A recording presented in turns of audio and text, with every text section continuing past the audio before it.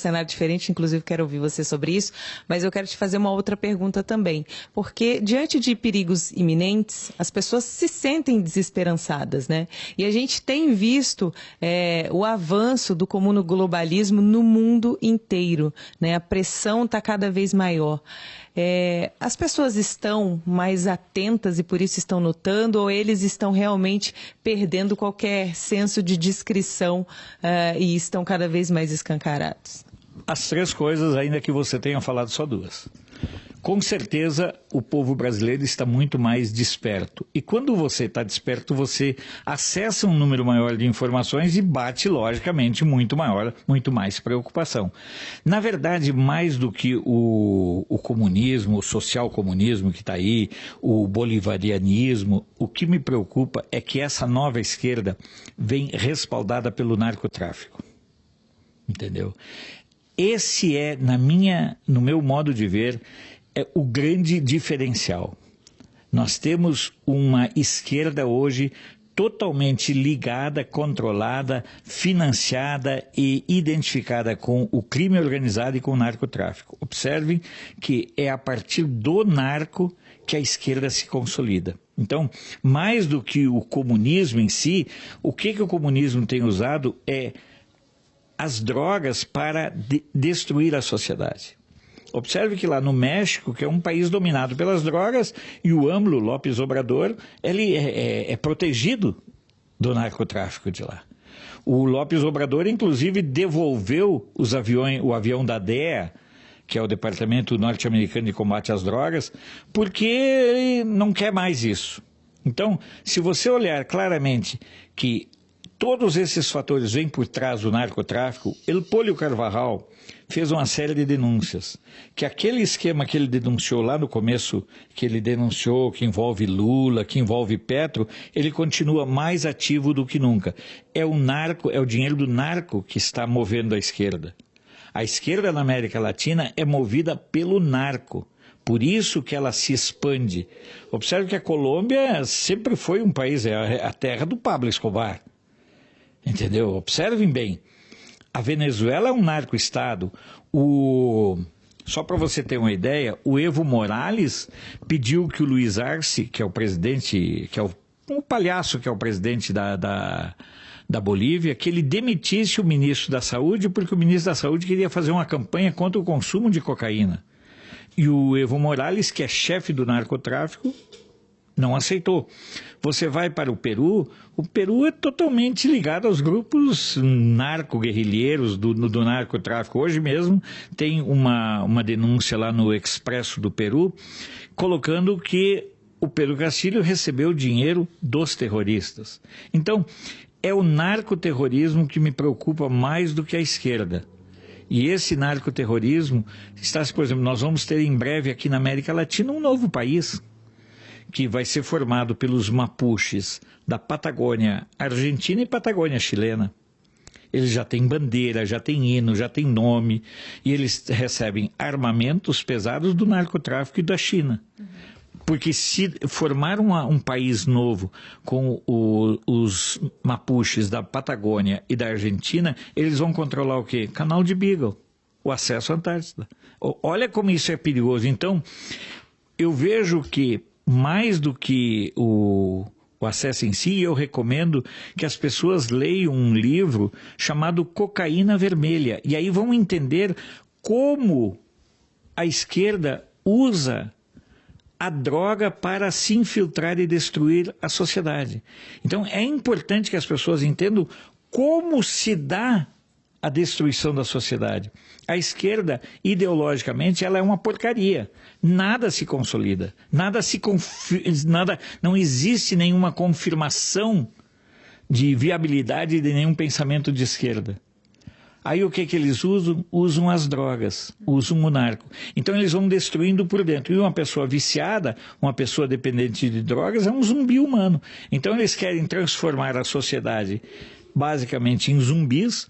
O Alberto Fernandes da Argentina, por exemplo, Andréia, ele defende claramente que você tem um apartamento, você pagou a vida toda pelo seu apartamento. Quando você morrer e seu marido morrerem, esse apartamento não será mais seu, nem dos seus filhos, volta para o Estado.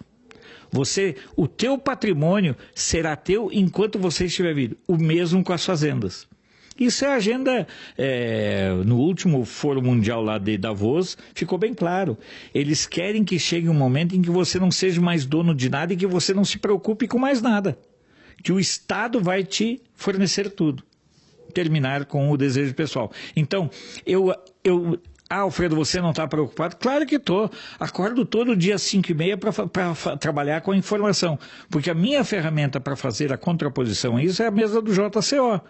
Trabalhar com informação. Nós não temos outro mecanismo, nós não temos outro caminho, nós não temos outra opção a não ser continuar lutando com a informação e trazendo clareza e trazendo uma possibilidade de as pessoas, opa, mas será que isso é assim mesmo? Será que é possível viver sem trabalhar? Poxa vida, se você for olhar Brusque, tem milhares de empregos.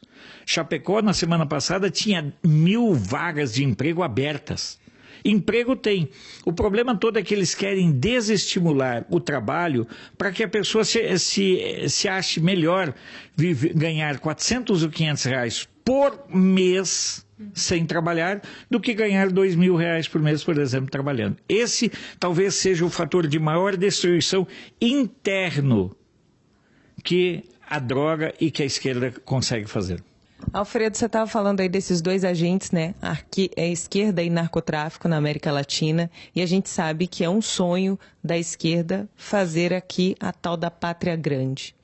O presidente Jair Bolsonaro, à frente do Brasil, no comando do Brasil, seria a última barreira para que isso não ocorra aqui na América Latina, levando em consideração que eles estão cada vez mais juntos, cada vez mais organizados? Com certeza. Eu creio que é o seguinte, hoje nós temos na América Latina, aqui na nossa proximidade, basicamente, nós temos 4 países que não são esquerdistas. Nós temos aí o Equador, nós temos o Paraguai, nós temos o Uruguai e nós temos o Brasil. Então são esses 4. Mas talvez assim, o único que tenha condições de botar o pé na porta é o Brasil. O Paraguai poderia ser uma superpotência, mas o Paraguai está corroído por dentro, é um país com muita corrupção e é uma situação, mesmo tendo uma possibilidade de ter um agro muito forte, o Paraguai não se desenvolve por conta, eu mesmo tenho parentes no Paraguai, os chamados brasiguaios, que foram para lá em 73, 74 e que sofrem a questão da insegurança, já teve parentes mortos lá por ações do tráfico e de grupos armados mesmo nos moldes do MST. Então o Bolsonaro, e é o seguinte, o Brasil sozinho representa mais do que todos esses países juntos. André, se você somar a dimensão territorial do Brasil e o seu impacto econômico, PIB e tudo mais, soma todos esses outros países, não dá o Brasil. Se você somar territorialmente, pelo amor de Deus, não, sabe, o Brasil é muito maior do que o resto dos países. Então, eu vejo, por exemplo, algumas sinalizações. Em 2023, a Argentina pode eleger o Milei, entendeu? É uma situação, dificilmente o kirchnerismo, que já é a metástase do peronismo, dificilmente o kirchnerismo vai fazer a sucessão do Alberto, quer com o Alberto, quer com a Cristina. A Cristina que será julgada por casos de corrupção. A Suprema Corte da Argentina acatou nesta semana, negou todos os recursos e agora a Cristina Kirchner será julgada pelos crimes de corrupção. Ou seja, ela tem uma possibilidade muito grande de talvez voltar a ser o casalzinho com Lula dentro da cadeia.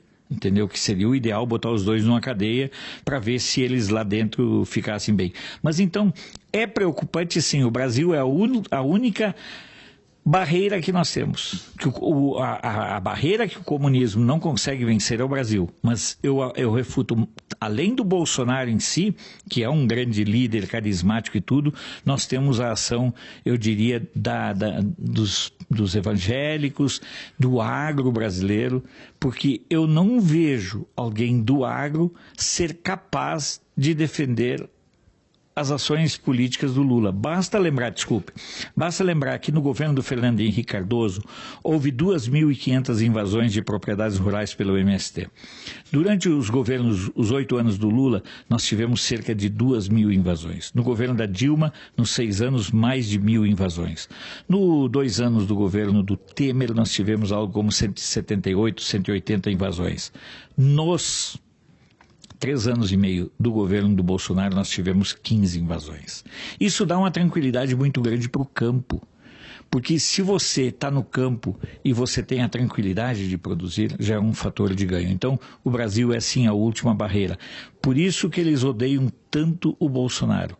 Mas eles odeiam o Bolsonaro, eu costumo dizer, Andréia, porque eles, no fundo, odeiam o povo brasileiro.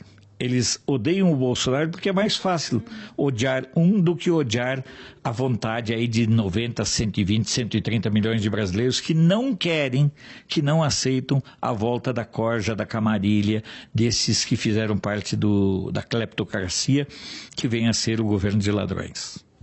Eu queria só voltar um pouquinho sobre a questão do narcotráfico, porque o governo Bolsonaro vem dando bastante prejuízo, né, para o narcotráfico, né? Muitas apreensões de drogas no Brasil têm sido feitas, né? Projetos de ocupação da Amazônia, conexão de internet para escolas, presença de militares na região, e tudo isso pode acabar se o Bolsonaro sair e o Lula, Deus nos livre, voltar para a presidência desse país, né? E aí fica um ambiente perfeito para o narcotráfico, para essas ONGs, né, que a gente não sabe exatamente o que faz ali na região da Amazônia. Como é que você vê isso? Da mesma forma, eu vejo preocupante o quadro que nós vivemos, porque eles precisam que o ladrão volte para o comando. As organizações criminosas, elas estão com fome, entendeu? Os ladrões estão com fome. Os prejuízos que o governo federal vem causando a despeito das limitações de ações impostas pelo ativismo judicial, mesmo assim, esse prejuízo é avassalador. São toneladas de droga que são apreendidos todos os dias, todos os meses. Armamentos que são pegos de contrabando. E isso com todas as ações limitadas que o governo pode realizar. Observem bem, nós temos aí uma situação, muitas situações novas.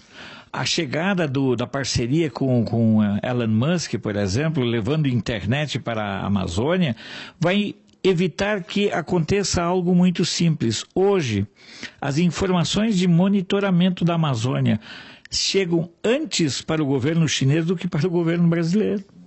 Você sabia disso, meu amigo, minha amiga? Antes do governo brasileiro saber dados dos satélites até agora que andavam, a China sabia antes do Brasil. Esse é o quadro. Por isso que a esquerda estrelou quando Elon Musk falou em colocar satélites sobre